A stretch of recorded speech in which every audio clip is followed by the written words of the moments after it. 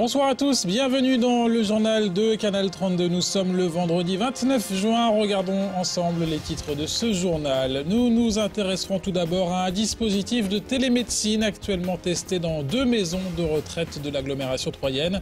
Il s'agit d'une valise directement reliée avec le SAMU. En cas de malaise d'un résident, il est désormais possible d'établir un diagnostic à distance. Le but est d'éviter le déplacement inutile vers l'hôpital.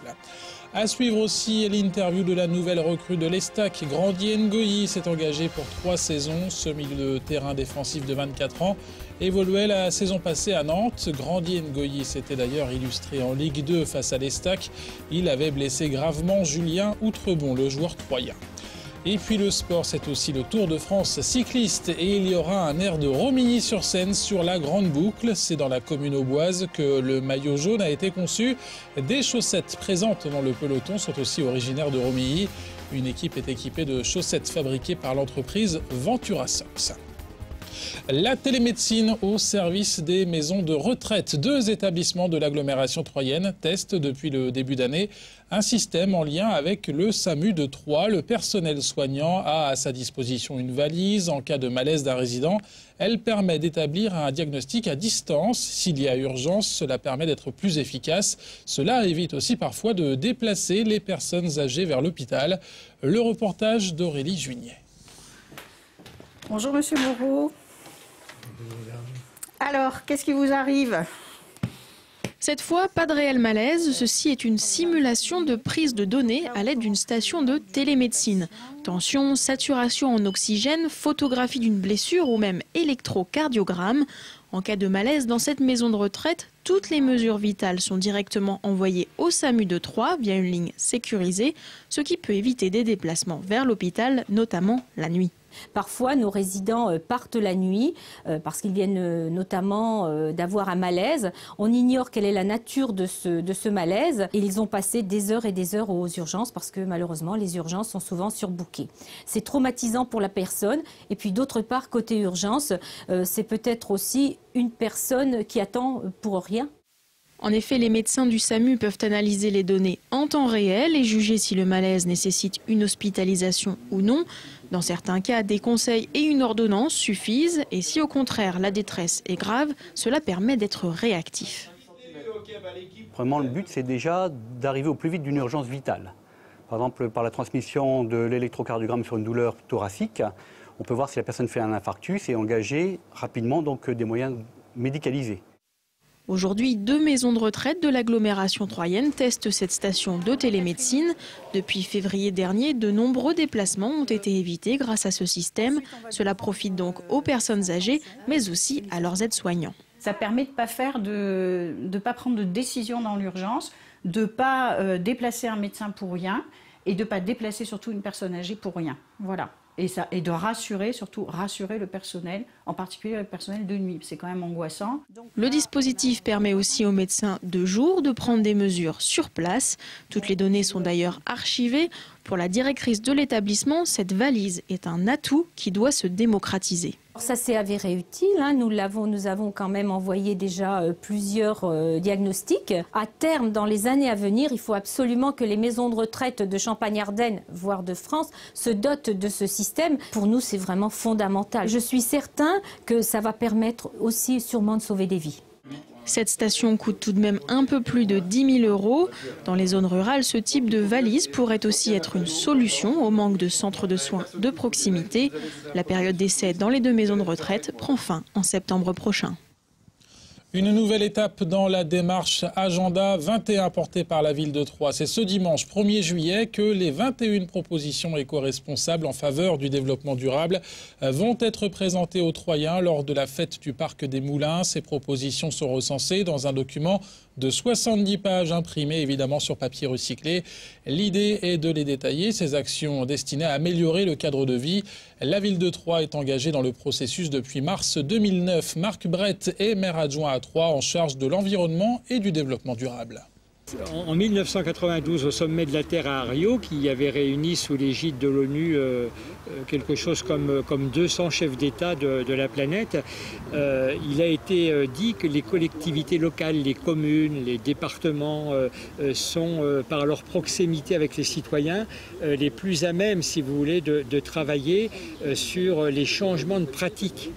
Et écoutez, c'est la réalité, hein, puisque nous sommes tous les jours sur le terrain, et c'est là qu'avec les entreprises, les associations, les institutions locales, nous pouvons mettre en place des actions, alors naturellement à notre échelle, hein, mais des actions qui ont tout leur sens et toute leur importance pour réduire la consommation d'énergie, pour lutter contre les gaspillages d'eau, pour diminuer les émissions de gaz à effet de serre, pour faire des économies tout simplement sur les budgets. Et le détail des 21 actions est à découvrir ce dimanche au Parc des Moulins. Parmi les propositions, l'installation de panneaux solaires sur les complexes sportifs, la création d'une voie verte dans le quartier des Tosselles, ou encore l'élaboration d'une charte de l'arbre. Les arbres, justement, ils ont beaucoup souffert lors du passage de la tempête le 7 juin dernier dans la Côte des Bars. Pour prévenir les promeneurs d'éventuels accidents suite aux nombreux dégâts, la préfecture de l'Aube a pris un arrêté interdisant l'accès à l'intérieur de certaines forêts. Jusqu'au 31 juillet, vous ne pouvez plus accéder, y compris à pied, aux forêts de Baillel, de Barroville, de Bergère, de Couvignon, d'Urville, de Fontaine, ainsi qu'à une partie des forêts et bois de Clairvaux et d'Arconville. La mesure de protection ne s'applique toutefois pas aux propriétaires des parcelles concernées. Toujours en bref, des nouvelles des salariés de Sodi Médical. La rencontre de mercredi à Paris au ministère du redressement productif semble avoir porté ses fruits. Le groupe Lohmann & Rocher, propriétaire de Sodi Médical, a donné son accord pour la nomination d'un médiateur. Reste désormais au ministre du Travail de signer la lettre de mission. Le médiateur en question devra rétablir le contact entre les salariés non payés de Sodi Médical, appelant Abbaye, et le groupe allemand Lohmann & Rocher.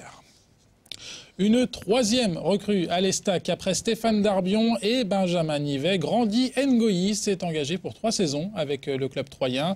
Ce milieu de terrain défensif d'origine congolaise de 24 ans et 1,85 m évoluait la saison passée à Nantes. Grandi Ngoyi s'était d'ailleurs illustré en Ligue 2. Il avait, vous l'avez vu, blessé gravement Julien Outrebon, le joueur troyen. Pour ce geste, il avait été suspendu 10 matchs. Le nouveau joueur de l'Estac avait aussi marqué lors du match retour, toujours face à Troyes. En s'engageant avec le club troyen, Grandi Ngoyi quitte son club formateur du Paris Saint-Germain. Il espère se construire au stade de l'Aube de beaux souvenirs enfin.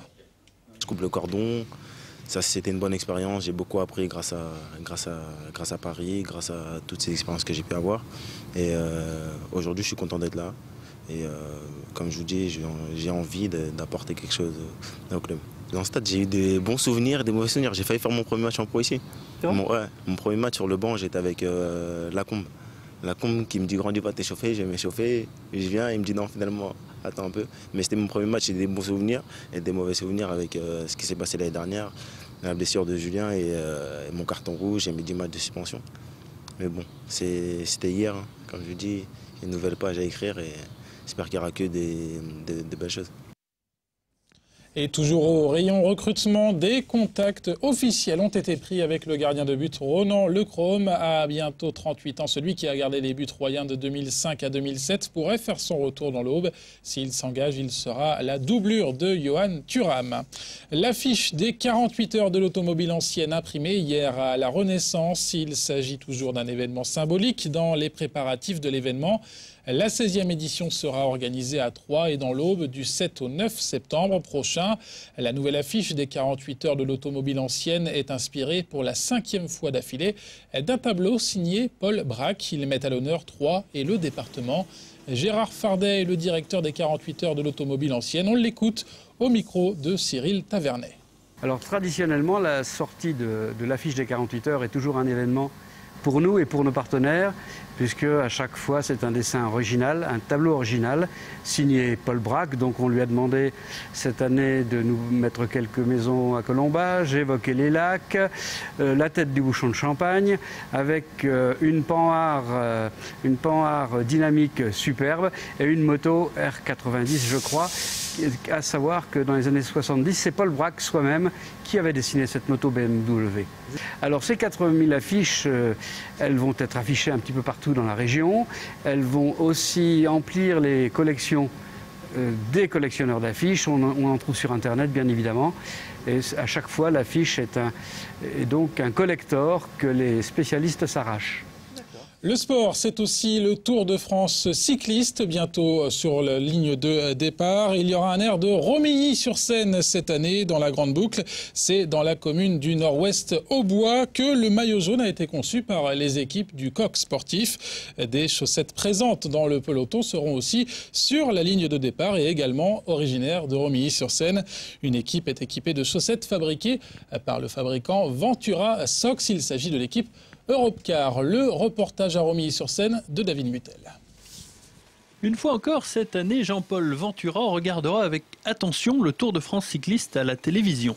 L'équipe Europcar, qui avait fait sensation l'an dernier sur la Grande Boucle, portera une nouvelle fois des chaussettes siglées de son entreprise, Ventura Socks. Après 10 jours de maillot jaune sur le Tour de France, ça a été exceptionnel. Nous, on venait de démarrer il y avait à peine un an. Voilà, ça fait boule de neige et c'est vrai qu'aujourd'hui dans le monde du cyclisme et maintenant dans d'autres sports, on commence à être connu et reconnu. Suite à la prise du maillot jaune par Thomas Voeckler le 10 juillet dernier à Saint-Flour, Jean-Paul Ventura en garde un souvenir inoubliable puisqu'il avait été sollicité par l'équipe Europcar pour fabriquer des chaussettes spéciales. Il a eu le maillot jaune le dimanche et le lundi matin à 6h, j'étais là en train de faire les chaussettes. Et à 10h, elle partait en chrono. Le PDG de Ventura Socks souhaite aux coureurs d'Europcar une nouvelle aventure en jaune pour cette année. En tout cas, il répond présent en cas de succès. Ah, quand ils veulent. Ah, ça, quand ils veulent. Ah, parce que ça peut être aussi Pierre Roland, ça peut être Christophe Kern. Bon, ça va être pas facile cette année, je pense. Ça va pas être facile, mais je suis dans les starting blocks.